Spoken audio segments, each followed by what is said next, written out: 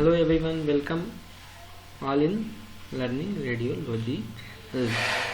So today we will discuss on the topic apnea, fine needle aspiration cytology. तो आज हम लोग fine needle aspiration cytology के बारे में देखेंगे ये होता क्या है।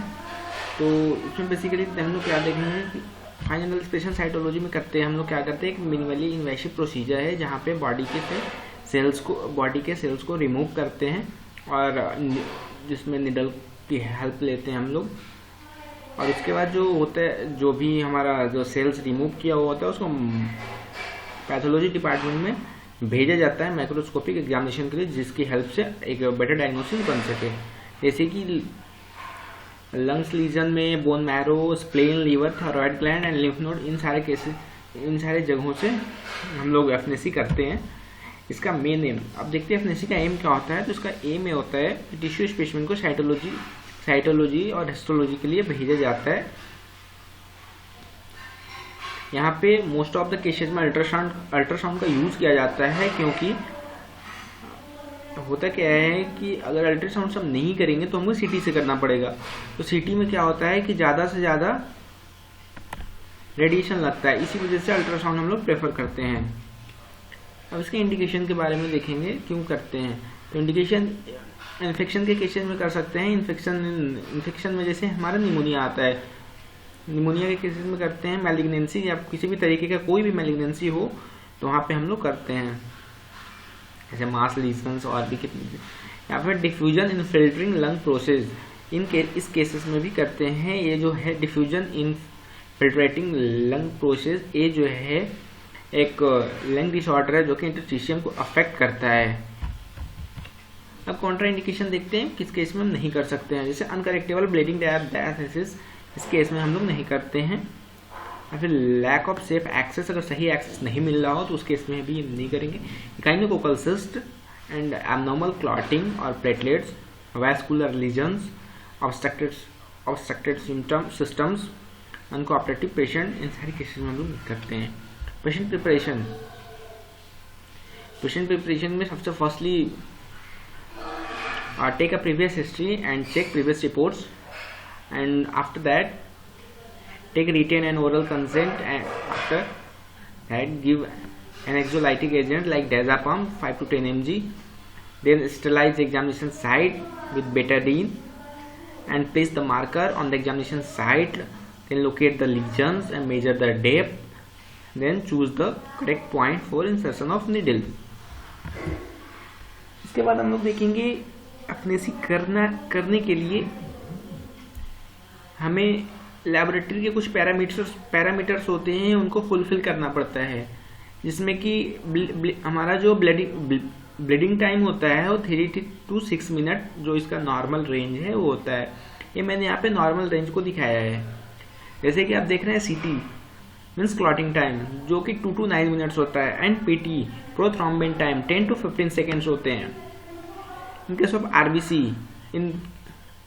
आरबीसी की अगर बात करते हैं तो मेल में 5 to 6 million cells per micron litre होता है।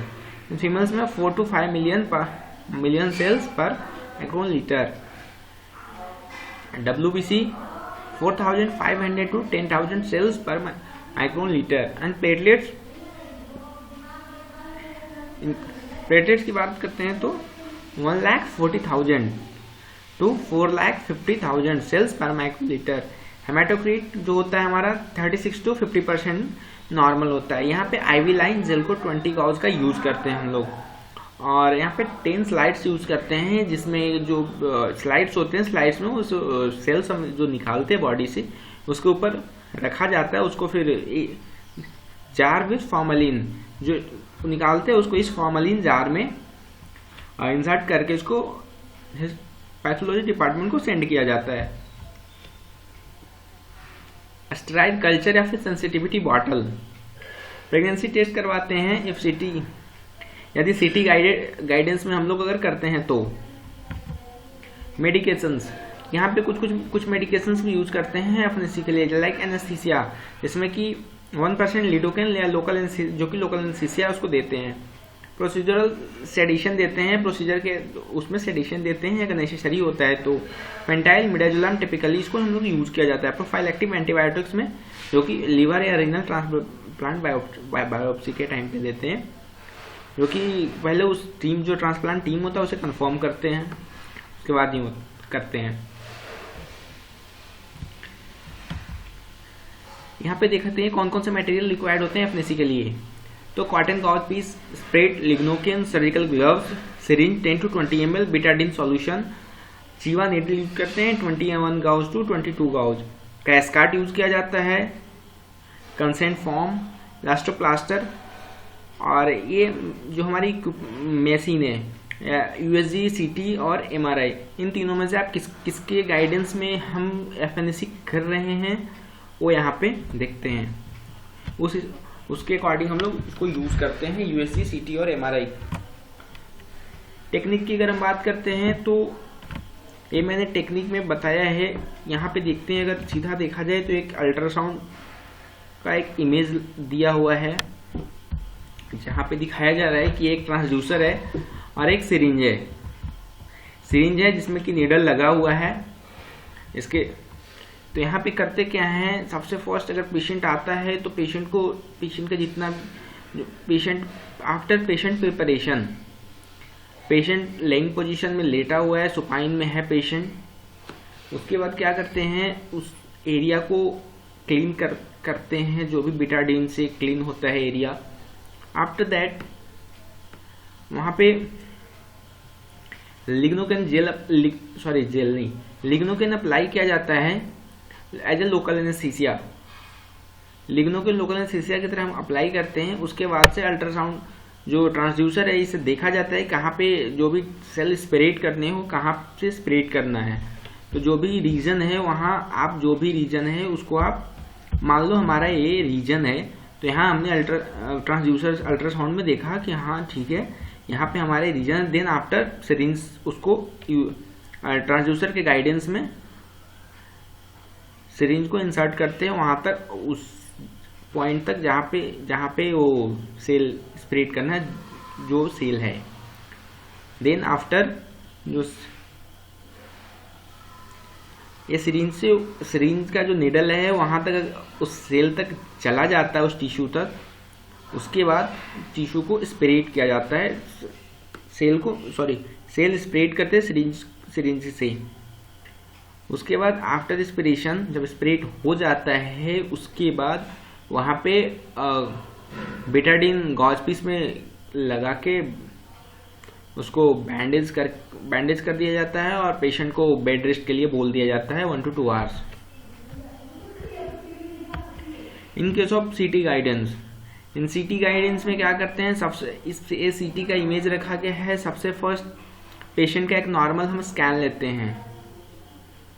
पेशेंट प्रिपरेशन के टाइम पे एक माइक्रोपोर में कुछ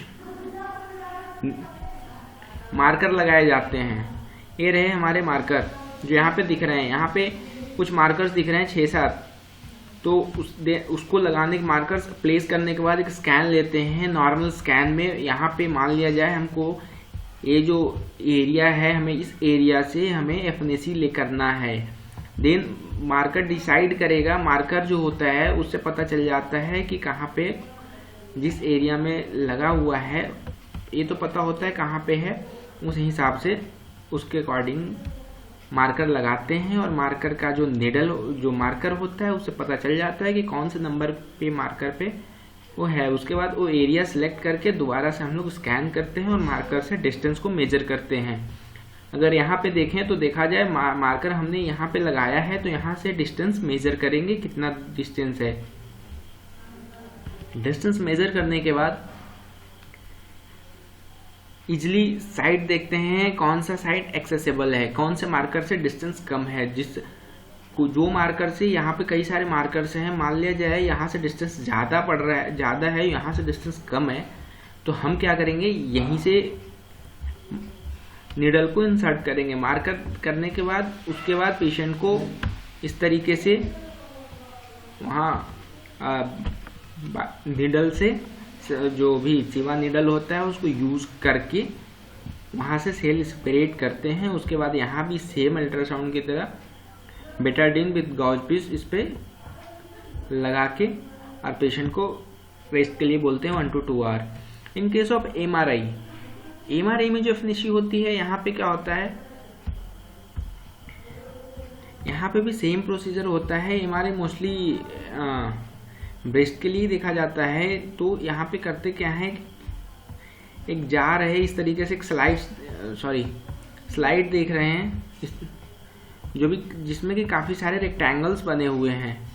जब आफ्टर इमेज जब हम लोग स्कैन करते हैं, स्कैन करने के बाद जो लीजन्स है वो पता चल जाता है कि कौन से स्क्वायर में वो लीजन लाई कर रहा है। देन आफ्टर उसके बाद यहाँ से हम लोग क्या करते हैं, स्क्वायर को काउंट करके उसके बाद उस स्क्वायर से निडल को इंसर्ट करके वहाँ से सेल स्प्रेड करते हैं। उसके बाद उसकी स्कैनिंग करते हैं, उसके बाद उसको स्कैन कर देते हैं। आफ्टर केयर में ज़्यादा कुछ होता नहीं है। पेशेंट को रेगुलरली पल्स और बीपी हमेशा लेते रहते हैं एवरी 15 मिनट्स पे और 15 और 30 मिनट्स पे। कॉम्प्लिकेशन में मोस्ट फेड कॉम्प्लिकेशन आ सकते हैं, जैसे हेमोडाइनमिकली सिग्निफिकेंट हेमरेज हो सकता है, इमीडिएट या पेरी प्रोसीजरल कॉम्प्लिकेशंस में पेन, हेमरेज, वैसोवैगल रिएक्शंस, न्यूमोथोरैक्स और हेमोथोरैक्स हो सकते हैं। डिलेड कॉम्प्लिकेशन की अगर बात करते हैं तो सीडोन्यूरिज्म, सेप्सिस, पैनक्रेटाइटिस और पेज किडनी होता है। अदर कॉम्प्लिकेशंस की बात करते हैं तो हेमेप्टाइसिस और यूरेथ्रल ऑब्स्ट्रक्शन हो सकते हैं।